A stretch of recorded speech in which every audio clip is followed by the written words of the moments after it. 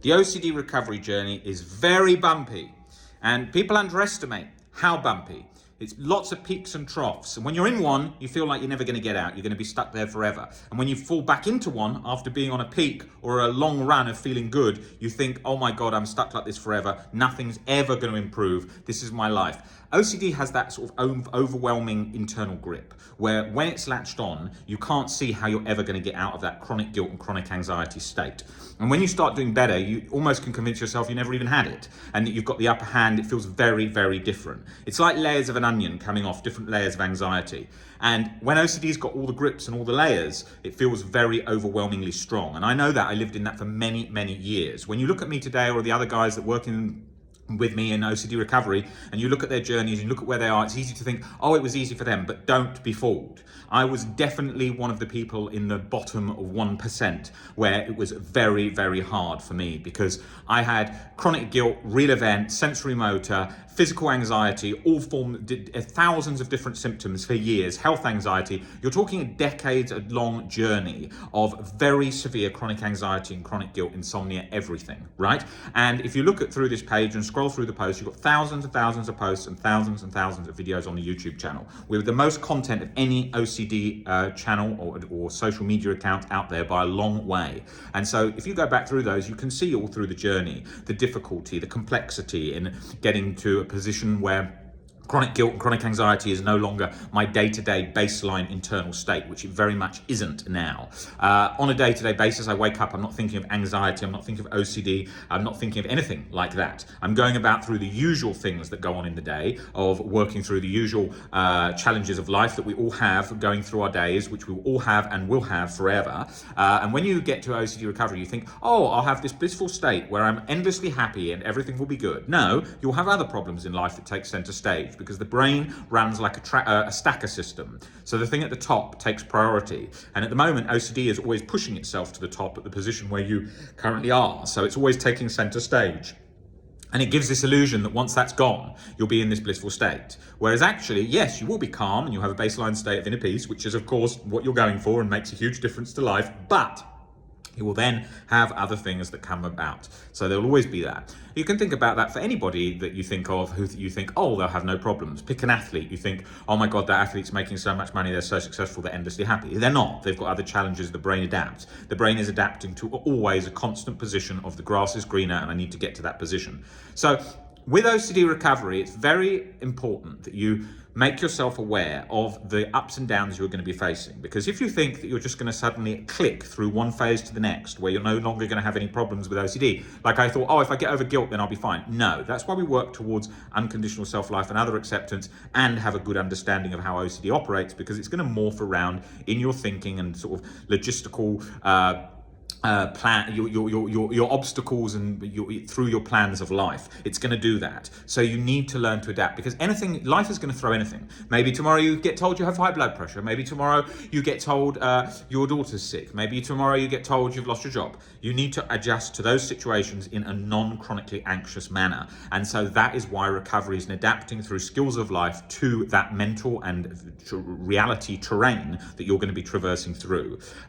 It's very easy for very simplistic books that talk about anxiety, so brush OCD off as just thoughts are thoughts, leave thoughts there and off you go on your merry way. It's not that in reality. Those are always light-hearted books written by people with very limited understanding of OCD, or somebody who recovered from very mild OCD, so weren't put through the trenches, so to speak.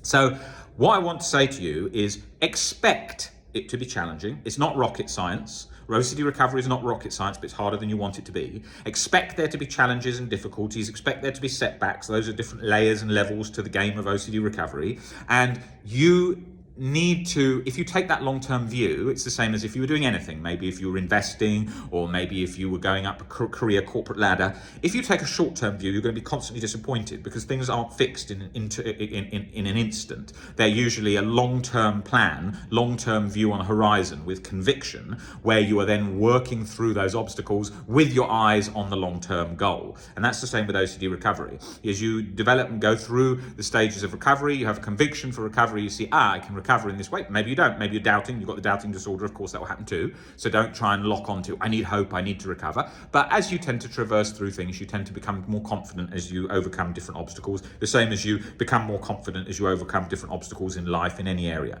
So it's very important that you think about that. You think about that mental horizon. You think about what to expect, because then you're not so easily thrown off course. It's like people, let's use a good analogy that I often use for OCD is Bitcoin. Why do I use that? Well, because it works so well at describing OCD recovery. And there was time about 2 years ago with Twitter, I showed a Bitcoin graph and then made an audio clip with talking about OCD in relation to it, not in relation to investing in Bitcoin, but in relation to how the peaks and troughs work and hope and despair. So if somebody is investing in Bitcoin, they usually have a view, a conviction that Bitcoin is going to go up and is going to has the fundamentals that they believe in, right? People are trying to sway them, obviously, along there, saying it's rubbish and so on. So they could easily sell based on that if they heard that. Also, when it drops down, they could easily sell because they could give up hope in it and belief in it. So that is very much the same as OCD recovery, because people are going to tell you all the time, like, different things as you go along. So you're going to be swayed left and right. And then when you're in a trough, you're going to think, oh, I'm never going to get better. So then you're going to think you're giving up. So it's always like that. Of course, it was like that along my own journey. Every time I was working through exposures and breaking down beliefs, I would hear the same people with limited knowledge on OCD say things like, oh, you need to be more mindful, you need to do more meditation. So I'd then jump ship and change plans, spend ages doing meditation, and realize that that is surface level stuff that only gets under it to a certain degree, but things like chronic guilt through real event OCD cuts through like a hot knife through butter. So I had to become very aware of how my mind was jumping left and right, the same as somebody with a business or the same as an athlete can easily jump ship thinking, oh, I need to do this, I need to do that in times of difficulty. So as we address that and then we develop a conviction and we think long term, we are not then a prisoner to these short-term jumps that take us off course and away from our goals. Because the goal is you're working towards a deeper level of acceptance, you're working towards a deeper level of understanding of OCD and breaking down fears, and therefore you have a more robust stoic approach to life, which is obviously through thousands and thousands of years and the tests of time works and makes a significant difference. But you learn that yourself on the way. There's many periods where I went a long time with mindfulness. I was like, no, you can just forget about OCD, go about your life, distract yourself, do mindfulness, and that for a long period, and it will go, it must go.